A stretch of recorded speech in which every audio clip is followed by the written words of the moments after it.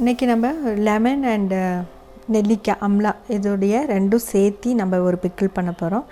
எல்லாம் தனித்தனியாக பண்ணுவாங்க. இன்றைக்கி ரெண்டும் ஒன்றா சேர்ந்து நான் பண்ண போகிறேன். இந்த இதில் நான் கட் பண்ணி ஃபுல்லாக போட்டிருக்கேன். உங்களுக்கு என்னான்னு தெரியாதுன்றனால நான் இது தனித்தனியாக காமிக்கிறேன். நெல்லிக்காய் இந்த மாதிரி சின்னதாக கட் பண்ணி வச்சுருக்கேன்.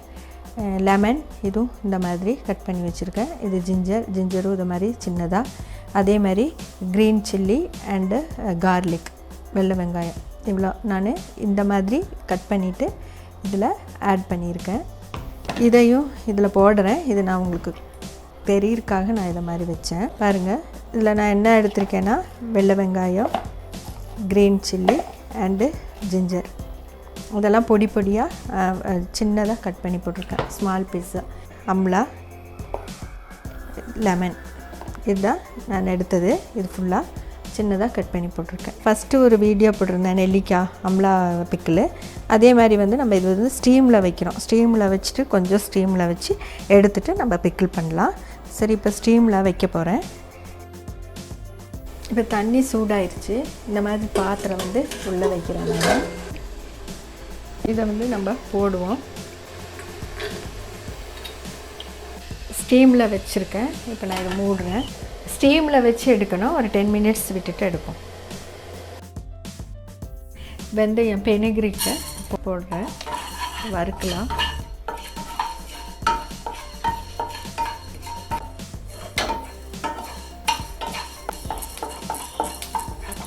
இது நம்ம கல்லில் பொடிச்சிக்கலாம். இது நல்லா ப்ரௌன் கலர் ஆகிடுச்சு. எடுத்துடலாம். எல்லோ மஸ்டர்டு நான் இவ்வளோ எடுத்துருக்கேன். இது கொஞ்சம் வறுக்கலாம். கொஞ்சம் லேஸாக பண்ணால் போதும். இது உங்களுக்கு இஷ்டம் இருந்தால் போட்டுக்கலாம். இது எக்ஸ்ட்ரா நான் போடுறேன். போட்டால் நல்லாயிருக்கும். ஸ்டீமு வச்சு எடுத்தாச்சு. நெல்லிக்காய் அண்டு லெமனும். இதில் நல்லெண்ணெய் ஊற்றலாம்.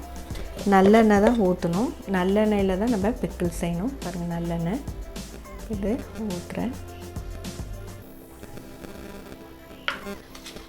இல்லை 2 ரெட் சில்லி போடுறேன். நம்ம ஸ்டவ்வை ஆஃப் பண்ணிட்டு தான் நம்ம சில்லி பவுடர் எல்லாம் ஆட் பண்ண போகிறோம். சில்லி பவுடர் இவ்வளோ போடுறேன்.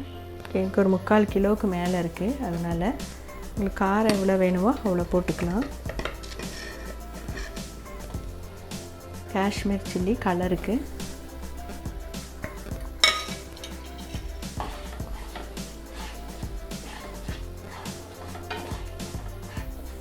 பெருங்காயம் போட்டிருக்கேன். அதை போடலாம்.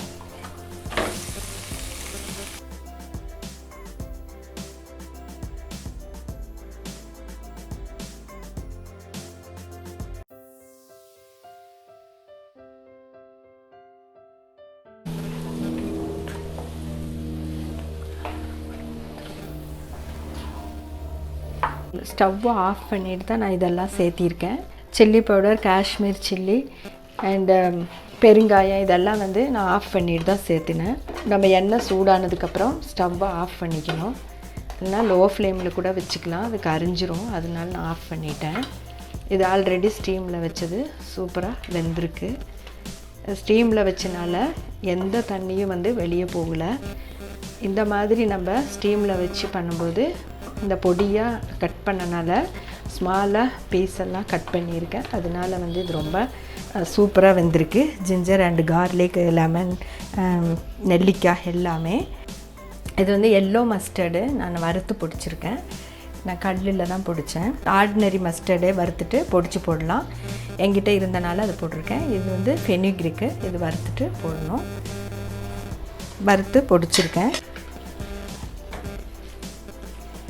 இப்போ நான் பற்ற வைக்கிறேன் கேஸு. தேவைக்கு உப்பு போட்டுக்குங்க. உப்பு போடல. ஒரு பிளேட்டில் வைக்கிற மாதிரி இருந்தால் நீங்கள் ஸ்டீமில் உப்பெல்லாம் நல்லா மிக்ஸ் பண்ணிவிட்டு வச்சுக்கலாம். அப்போ இன்னும் கொஞ்சம் நல்லா பிடிச்சிருக்கும். நான் அந்த ஹோல்ஸ் பாத்திரத்தில் ஸ்டீம் வச்சனால நான் சால்ட் போடலை. கட் பண்ணி சால்ட்டெல்லாம் போட்டு ஒரு நாள் ஃபுல்லாக நீங்கள் வச்சுட்டு செஞ்சால் கூட இது ரொம்ப நல்லா சால்ட்டெல்லாம் பிடிச்சிருக்கும். நான் வந்து இது இன்ஸ்டண்ட்டாக செஞ்சனால நான் அந்த மாதிரி செய்யலை. அந்த மாதிரி ஒரு மெத்தட் இருக்குது. ஃபஸ்ட்டு நாள் நல்லா கட் பண்ணி சில்லி பவுடரு அவசியத்துக்கு நல்லா உப்பெல்லாம் போட்டு ஒரு 1 டே ஃபுல்லும் வச்சு அதுக்கப்புறம் நெக்ஸ்ட் டே பண்ணலாம். நான் இது கட் பண்ண பண்ணியிருக்கேன். இப்படி நெல்லிக்காய்லாம் கட் பண்ணி வச்சோன்னா கலர் மாறிடும். அது அப்போவே பண்ணால் தான் அந்த கலர் அப்படியே இருக்கும். இது சிம்மிலேயே வச்சுக்கோங்க, ஹை ஃப்ளேம்லலாம் வைக்க வேண்டாம். பின்ன இது ஸ்டோர் பண்ணுறது கூட ஒரு நல்ல பாட்டிலில், கிளாஸ் பாட்டிலு, நல்ல தண்ணி இல்லாத பாட்டிலில் போட்டு தண்ணி இல்லாத ஸ்பூனெல்லாம் யூஸ் பண்ணிங்கன்னா ஒரு நல்ல கொஞ்சம் ஒரு 2-3 மாதத்துக்கெல்லாம் நல்லா வைக்கலாம். அதுக்கு மேலெலாம் நிறைய பழசாகி சாப்பிடக்கூடாது. நெல்லிக்காய், ஜிஞ்சர் கார்லிக்கெல்லாம் சேர்ந்தனால சூப்பர் டேஸ்ட்டாக இருக்குது. ஒரு டிஃப்ரெண்ட் டேஸ்ட் இருக்குது, ரொம்ப டேஸ்டி.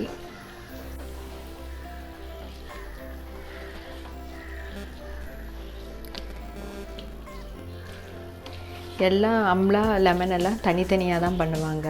ஆனால் இந்த மாதிரி நீங்கள் செஞ்சு பாருங்கள், ரொம்ப டேஸ்டியாக இருக்குது.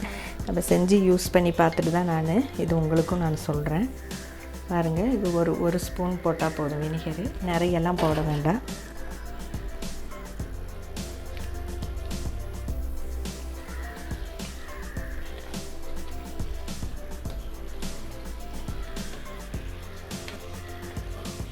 பார்த்தாலே தெரியும் உங்களுக்கு எவ்வளோ டேஸ்டியாக இருக்குன்னு.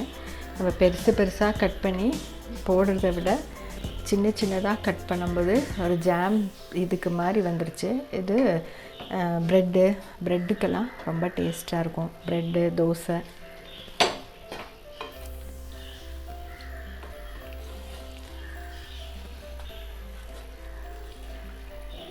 இந்த ஜாமெல்லாம் லைக் பண்ணாதவங்க, காரம் லைக் பண்ணுறவங்களுக்கு இது ஒரு நல்ல ஜாம் மாதிரி யூஸ் பண்ணலாம்.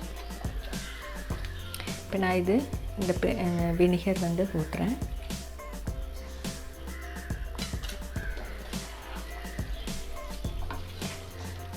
பாருங்கள், உங்களுக்கு பார்க்கும்போதே தெரியும் எவ்வளோ நல்லா வந்திருக்குன்ட்டு.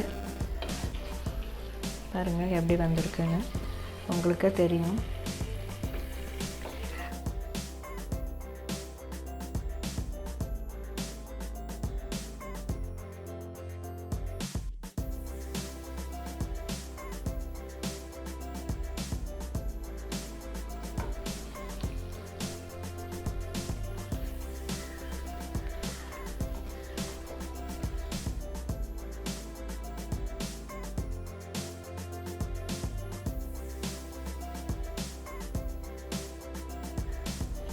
இது ஆறட்டும்.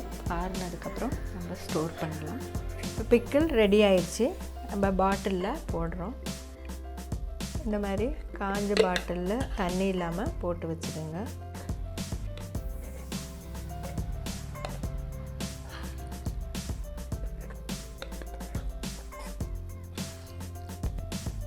நம்ம பிக்கிள் இந்த பாட்டிலில் போட்டு வச்சுருக்கேன் பாருங்கள். இந்த மாதிரி தண்ணி இல்லாமல் நம்ம நல்லா தொடச்சிட்டு பாட்டிலில் போட்டு இந்த மாதிரி ஸ்டோர் பண்ணிக்கலாம். Amla and lemon, ginger garlic இதெல்லாம் போட்டிருக்கனால நல்ல ஃப்ளேவரு, நல்லா சூப்பர் அரோமாவாக இருக்குது. நம்ம சேனலை சப்ஸ்கிரைப் பண்ணாதவங்க சப்ஸ்கிரைப் பண்ண மறக்காதீங்க. நீங்களும் இதே மாதிரி செஞ்சுட்டு எனக்கு காமெண்ட்ஸில் தெரியப்படுத்துங்க.